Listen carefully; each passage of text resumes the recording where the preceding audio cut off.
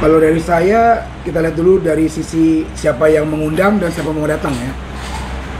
Jadi kita lihat dulu apakah memang dari Densu itu memang diminta datang oleh FA atau sebaliknya seperti itu. Kita lihat dulu bagaimana alurnya. Kalau dari abang mungkin gimana? Ya positif bagus lah kalau datang berdua membicarakan, mencari solusi. Bagus-bagus saja, sah-sah saja. Tapi Intinya ada kalimat kata-kata bijak, mulutmu harimaumu. Kita sebagai manusia siapapun juga kita harus apabila mengucapkan kata-kata harus berpikir secara baik dan benar. Jadi seperti ini kan, sebenarnya mungkin kedua belah pihak tersebut sebenarnya bukan berseteru ya, hanya karena kata-kata akhirnya menjadi seperti ini. Tolonglah kita kepala dingin, mereka berdua kepala dingin, ya intinya berdamailah, damai-damailah. Jadi ya tolong baik-baik aja lah. Dua-duanya kan orang berpendidikan, jadi bisa mendapatkan solusi yang baik. kalau dari abang? Ya kata-kata yang sifatnya provokatif mestinya tidak perlu diucapkan karena kata-kata hasutan itu ada risiko hukum karena diatur di dalam KUHP ya. Menghasut, memprovokasi seseorang itu diatur di dalam pasal 160 KUHP. Sebaiknya tidak diucapkan lah menurut saya. Tapi apa yang dilakukan Densu, langkah yang dilakukan Densu gitu yang ketika mendatangi rumah Farhat Abbas itu menurut abang tepat atau enggak? Jadi gini intinya, Densu kan datang ke rumah Eva. Sebenarnya Eva bisa aja dong tidak memberikan izin masuk, bisa dong. Tapi saya pikir tadi mereka mau berdamai nih. Iya dong, damai, namanya kita orang timur kan. Mereka juga satu suku bukan? Ya baik-baiklah. Udah dibukain pintu artinya kan udah membuka pintu karena orang punya hak secara hukum juga tidak memberikan orang masuk ke wilayah tersebut kan. Tapi ini kan baik-baik saja. Ini kan masalah istilah teknis saja ya, masalah teknis. Dimana mungkin kedua belah pihak mungkin masih kepala panas ya.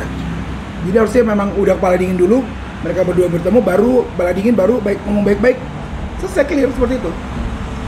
Karena perbuatannya kemarin. Ya, balik lagi kita kan semua manusia ya. Saling memaafkan, damai itu indah, yang ada salahnya lah. Tapi mungkin namanya, saya bilang lagi balik lagi kepala panas di dua-duanya. Biarlah kepala dingin cooling down dulu, saling menghargai, menghormati, duduk mereka berdua untuk mendapatkan solusi seperti itu. Namanya orang panas, kadang-kadang kita keluar kata-kata kan juga secara spontan seperti itu. Tapi kan sebenarnya Densu juga sampai sekarang juga nggak ada kata permintaan maaf gitu terkait hal tersebut. Itu gimana Bang mungkin? Kalau saya berpandangan sejak mereka berdua bertemu antara Densu dengan Farhat seharusnya sudah dianggap selesai itu permasalahan. Ya, selisih atau apa itu sudah dianggap selesai karena tidak ada yang merasa keberatan mengungkapkan apa ini segala macam. Hari pertemuan itu sudah dianggap selesai. Harusnya clear. Harusnya sudah clear, sudah dianggap selesai. Kalau di kemudian hari salah satu pihak membuat laporan polisi baru, nah ini jadi blunder ini. Pasal apa yang dilaporkan gitu? Sangat disayangkan. Berarti yang kita tahu juga hari ini kan Bang Farhat juga ke Polres Jaksel ya untuk melaporkan Densu terkait dugaan yang parah gitu. Itu menurut abang langkahnya tepat nggak? Sah-sah aja, siapapun juga boleh melaporkan ke pihak yang berwajib. Kita warga negara berhak. Biarkanlah nanti bagaimana laporan tersebut berjalan atau tidak, kita serahkan ke kepolisian. Kita menghormati kepolisian Republik Indonesia seperti itu. Tapi kalau dari analisis abang sebagai praktisi hukum gitu, kalau untuk langkahnya Farhat Abbas gitu melaporkan itu kira-kira beliau itu melaporkan dengan pasal apa? Ya balik lagi kan saya bilang tadi. Jadi dari Densu masuk ke pekarangan atau ke rumah dia kan udah seizin Farhat juga kan boleh masuk. Jadi biarlah nanti polisi yang akan memikirkan atau akan memberikan petunjuk pasal apa yang akan dibuat untuk laporan tersebut seperti itu. Karena itu kan udah ranah kepolisian. Tapi langkah yang dilakukan oleh Farhad menurut Abang tepat atau enggak dengan melaporkan Densu gitu? Ya kalau alasan Bang Farhad ini berharap Densu harus minta maaf, kemudian kalau itu tidak dilakukan Bang Densu minta maaf, ya menjadi suatu hal yang aneh. Tapi buat Bang Densu ya, kalau hanya diminta untuk minta maaf, lakukan aja. Karena orang minta maaf itu bukan berarti bersalah. Suatu perbuatan yang baik, minta maaf. Tidak perlu menunggu acara lebaran minta saling memaafkan. Minta maaf aja nggak masalah. Tapi Orang minta maaf nggak harus selalu bersalah. Jadi nggak ada yang salah juga minta maaf. Kalau memang yang diharapkan Bang Farhad minta maaf, dianggap selesai. Tapi dalam pertemuan kemarin itu kan seharusnya sudah dianggap selesai ya. Bang, tapi menurut Abang nih kasusnya Agus ini kan berawal sebenarnya dari kasus Agus sama Novi ya Bang, tapi sekarang jadi melebar kemana-mana. Jadi malah ada permasalahan antara si kuasa hukum dan juga si yang menyediakan podcast gitu Bang. Mungkin gimana Bang melihatnya Bang? Iya, jadi intinya gini, kita kan manusia punya emosi, namanya manusia manusiawi ya. Ya inilah saling harus menjaga sikap lah ya, untuk menjadi semua hal positif lah. Intinya jangan bersitegang, jangan bertengkar, kan bisa semuanya baik-baik. Seperti kata tadi rekan saya atau teman saya ini kan, mereka kan berdua udah ketemu kan, bener nggak? Harusnya udah berdamai seperti itu kan. Tapi sampai lanjut segala macam, balik lagi itu kan ke mereka lagi, bagaimana memang yang terbaik buat mereka, balik lagi seperti itu. Tapi melihat kasus Novi ini nih Bang, ini kan tadi kita udah soal Densu dan juga Farhad gitu. Menurut Abang, kalau untuk analisis Abang nih sebagai praktisi hukum untuk kasusnya Novi ini kan juga beliau juga melaporkan Novi juga nih ya ke Polda kemarin gitu ya. Menurut Abang gimana Bang? Menurut saya balik lagi semua orang boleh melaporkan, siapa aja boleh melaporkan. Balik lagi kan apakah memenuhi unsur atau tidak kan itu balik lagi ke kepolisian. Boleh-boleh aja kok. Tapi kita harus juga lihat dong kalau bikin laporan apakah memang dipilih-pilih mana yang terbaik laporan tersebut. Jadi balik lagi kita serahkan ke kepolisian lah. Biarkan berjalan nanti kepolisian akan menyelidiki, menyidik dan sebagainya. Biar nanti kepolisian akan menjawab semuanya biar terang benderang permasalahan ini. Tapi kan sebenarnya ini untuk donasi yang sebenarnya saat ini sudah diambil di yayasan itu kan sebenarnya masih bisa dipakai gitu Bang, sama si Agus sendiri untuk pengobatan. Tapi kan di sini Agusnya juga sedikit menolak gitu sebenarnya. Karena alasannya itu kenapa donasi itu ditarik kan karena memang tidak ada transparansi dari uang tersebut gitu. Menurut Abang gimana?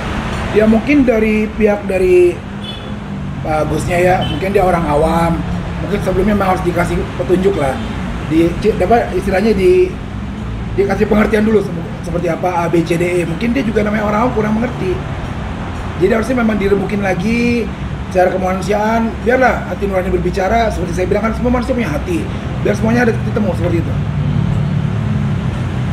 Kan yang terbarunya ini pengobatan Agus ini kan tidak bisa dilakukan di cover oleh BPJS ya Bang, karena peraturan Perpres nomor 5 tahun 2024 sesuatu yang terjadi pada Agus disebabkan karena penganiayaan, jadi tidak bisa ditanggung oleh BPJS. Jadi kan di sini kan sebenarnya uang juga sudah ditarik gitu sama yayasan, terus Agus juga masih harus melakukan pengobatan secara berkala gitu untuk kesembuhan matanya gitu. Jadi agak sedikit jomplang juga nih Bang Mas terkait dana itu. Jadi kan Agus juga harus ngeluarin dana terus gitu Bang, gimana Bang? Balik lagi ke kemanusiaan ya, saya tolong banget istilahnya, kasihan di korban juga. Mungkin dari Bu Novi juga bagaimana yang terbaik untuk Agus juga kan. Kalaupun memang ada kesalahan-kesalahan dari antara kedua belah pihak, berdamailah supaya ada titik temu juga, supaya Agus juga dapat yang terbaik. Walaupun mungkin kemarin-kemarin memang ada kesalahan, tapi kan manusia tidak luput dari kesalahan. Jadi untuk mereka bertemu kepala dingin untuk menyelesaikan permasalahan ini seperti itu. Melihat banyaknya netizen nih yang banyak sekali yang menghujat Agus gitu ya, sampai komentar-komentarnya tuh banyak yang negatif gitu Bang. Gimana sih Bang, mungkin ada pesan nggak sih buat netizen gitu supaya bijak gitu? Ya intinya netizen itu juga nggak bisa dilarang ya. Itu kan masing-masing orang punya pemikiran. Itu sah-sah aja kok. Namanya dunia kan memang ada pihak A, B, dan orang kan masing-masing punya pemikiran penilaian sendiri. Berpendapat sendiri seperti itu. Tapi kan dia itu akibat dari bulian netizen itu kadang sampai membuat dia itu sampai pengen bunuh diri gitu kan terkait masalah ini gitu. Jadi kan mungkin bisa dibayangkan ya Bang, maksudnya mengganggu sekali dari pikiran dia, walaupun dia tidak bisa melihat, berarti kan ada bisikan orang-orang yang bagus ini gimana Bang? Intinya untuk Pak Agus mungkin lebih kuat ya. Ini namanya cobaan ya. Setiap manusia pasti punya cobaan. Jadi cobaan kita masing-masing kan. Tapi ingat, Tuhan tidak akan memberikan cobaan yang lebih berat dari kekuatan sendiri. Jadi bersabar, dan memang pasti nanti ada namanya jalan terbaik. Dan ada segala sesuatu pasti ada rencana Tuhan yang indah seperti itu.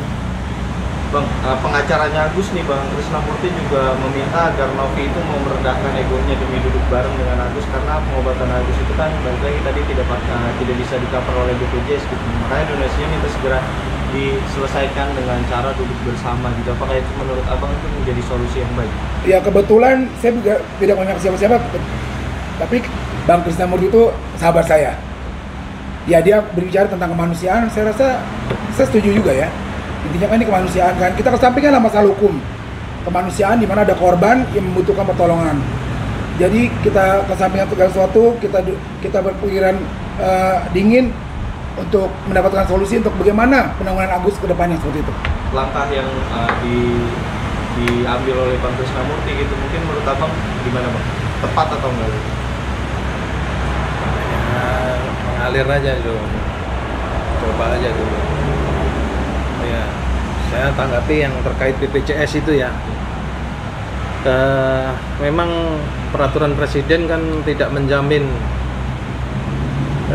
sakit yang diakibatkan karena penganiayaan gitu ya. Memang kita sebagai warga negara ya mesti taat hukum. Peraturan sudah dibuat ya, kita harus patuh dan taati. Nah, tapi mesti korban penganiayaan ini bukan pelaku ya, tapi korbannya, korban penganiayaan itu kalau satu-satunya yang dimiliki hanya BPJS, pergi kemana dia untuk berobat?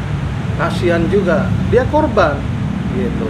Terlepas dari case Agus ini sebagai korban atau apa, kalau BPJS sudah tidak menjamin, artinya pemerintah hanya memilah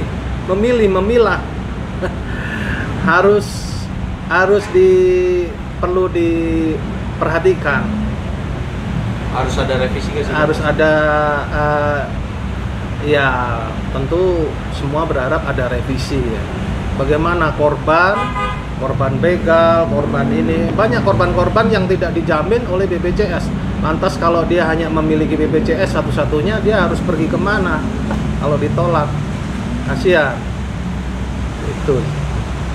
Bang, mungkin ada pesan nggak sih Bang untuk nih terakhirnya buat Bang Farhat, juga buat Densu gitu, untuk menemukan winning solutionnya mungkin dari apa sebagai praktisi hukum gitu, apa mungkin ada pesan?